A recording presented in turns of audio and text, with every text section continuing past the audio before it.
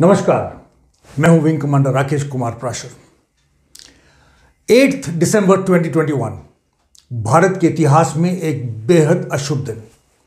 इस दिन भारत के पहले chief of defence staff general Bipin Rawat, उनकी पत्नी और 12 सैनिकों ने एक मी-17 हेलीकॉप्टर दुर्घटना में अपनी जान गंवा दी। With his untimely death, General Bipin Rawat became the second army general to die in office, or as they say in the Fauji language, died with his boots on, the first being General B.C. Joshi. क्या अजीब संयोग था कि उत्तराखंड के रहने वाले दोनों generals का पहला नाम बिपिन ही था। जनरल बिपिन रावत की मृत्यु के बाद जनता की भारी इमोशनल प्रतिक्रिया इस बात का प्रमाण है कि we have lost an outstanding soldier, a highly decorated officer, an exceptional defense strategist, and a patriot who contributed greatly to the growing clout of India in the world. आज मैं इस शक्ति के पीछे उस व्यक्ति से आपको परिचय करवाना चाहता हूं जिसे आप शायद जानते ना हो।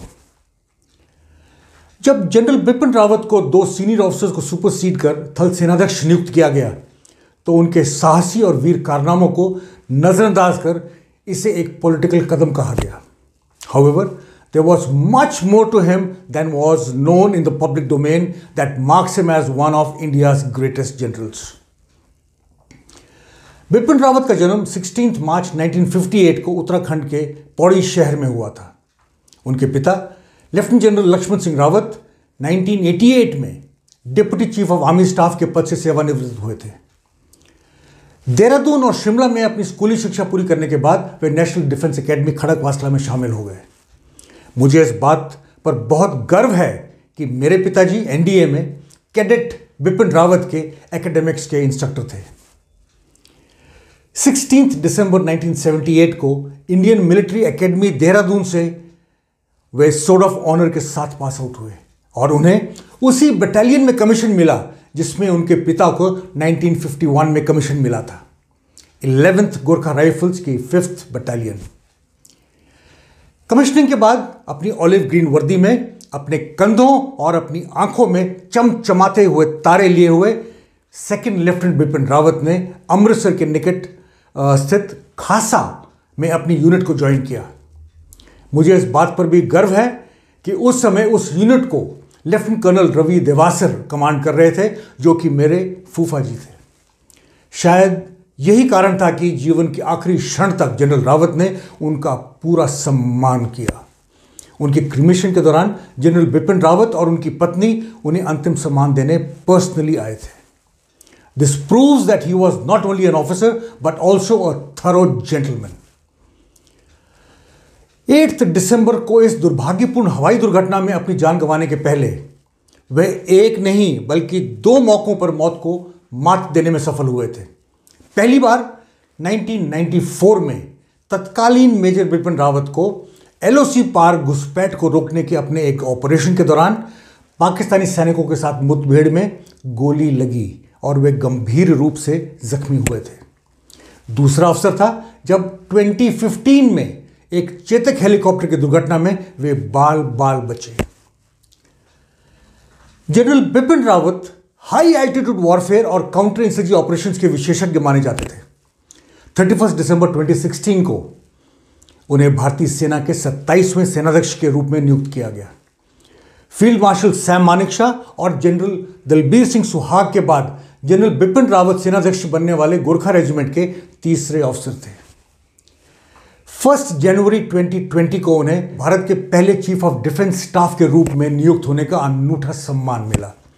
वह केवल defence services staff college Wellington के ही नहीं, United states army command and general staff college के भी ग्रेजुएट थे, जहां के इंटरनेशनल हॉल ऑफ फेम में उन्हें 2019 में शामिल किया गया।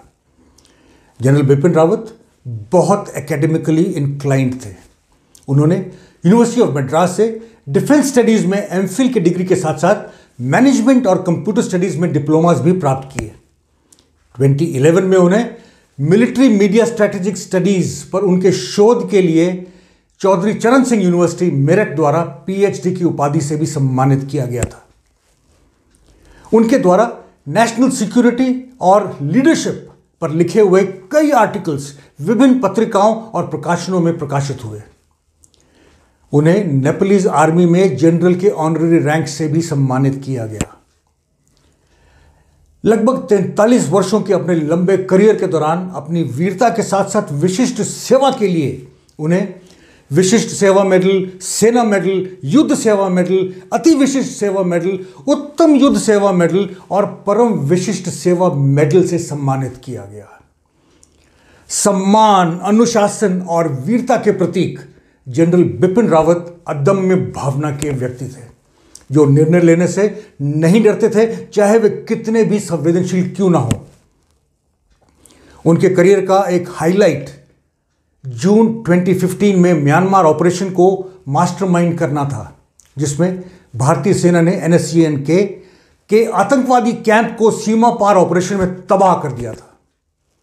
इस कार्रवाई के कारण नॉर्थ ईस्ट में आतंकवाद को कम करने में बहुत बड़ा रोल था। लाइन ऑफ कंट्रोल के पार सर्जिकल स्ट्राइक्स की प्लानिंग में भी उन्होंने महत्वपूर्ण भूमिका निभाई थी। यही नहीं, उन्होंने गालवान वैली में चीन को दिए गए करारे जवाब में भी महत्वपूर्ण भूमिका निभाई। चीफ ऑफ डिफेंस सर्विसेज के रूप में जनरल बिपिन रावत ने सेना के लिए कई ऐसे निर्णय लिए जो सुधारवादी, भविष्यवादी और राष्ट्र हित में थे, जिसमें शामिल हैं integrated battle group concept, theatre command concept, modernisation of Indian defence services और सीमाओं पर इंफ्रास्ट्रक्चर डेवलपमेंट। इन सभी कदमों ने इंडियन डिफेंस सर्विसेज की ऑपरेशनल कैपेबिलिटीज को बहुत बढ़ाने में मदद की। उन्होंने सीमा पर सैनिकों और सैन्य आपूर्ति को यथाशीघ्र डिप्लॉय करने के गवर्नमेंट के इंफ्रास्ट्रक्चर डेवलपमेंट के प्लान के तहत 73 में से 66 प्रोजेक्ट्स का निर्माण पूरा करने में भी बहुत अहम भूमिका निभाई। यही कारण था लद्दाख सेक्टर में आज टैंक्स और भारी आर्मामेंट को तैनात किया जा सका है, जो एक दशक पहले शायद अकल्पनीय था। वे हमेशा मानते थे कि मैन बिहाइंड द मशीन महत्वपूर्ण है। इस कारण एडमिनिस्ट्रेटिव इंटरफेरेंस को कम करने, सेना के आधुनिकीकरण में और युद्ध क्षमता को बढ़ाने के लिए उन्होंने ऐतिहासिक कदम उठाए। जनरल बिपिन रावत में न केवल चीन और पाकिस्तान की संयुक्त ताकत को सामना करने का साहस था, बल्कि 2.5 फ्रंट बैटल की बात करने का भी साहस था, जिसका अभिप्राय आप सब समझ सकते हैं। आज अगर हम अपने दुश्मनों के आंख में आंख मिला के बात कर सकते हैं, तो इसमें जनरल बिपिन रावत का बहुत बड़ा रोल है।